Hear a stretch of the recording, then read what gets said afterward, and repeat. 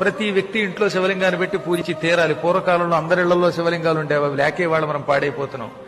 చక్కని శివలింగం పెట్టుకోండి.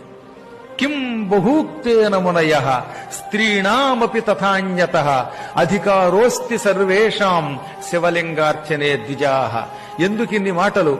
శివలింగం అందరి ఇళ్లలో ఉండొచ్చు, అందరూ శివలింగాన్ని ముట్టుకుని పూజించవచ్చు. స్త్రీణామపి ఆడువారికి, తథా అన్యతః ఇతరులకు, అందరికీ శివలింగం మీద అర్చన మీద అధికారం ఉన్నది. మీ ఇళ్లలో అధికారం ఉంది గనక శివలింగం పెట్టుకు పూజించండి. శివలింగం ఇంట్లో ఉండకూడదని ఎవడన్నా చెబితే వాణ్ణి శవంతో సమానంగా చూసి అవతల గెంటేయండి అని నందీశ్వరుడు శివపురాణంలో ఋషులకి చెప్పాడు. ఈ శ్లోకం శివపురాణంలోది.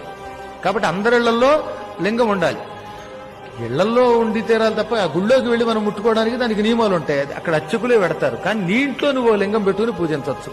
అలా ఉండి తీరాలట. అసలు శివలింగం లేని ఇంట్లో అన్నం తింటే అది శవం దగ్గర పెట్టిన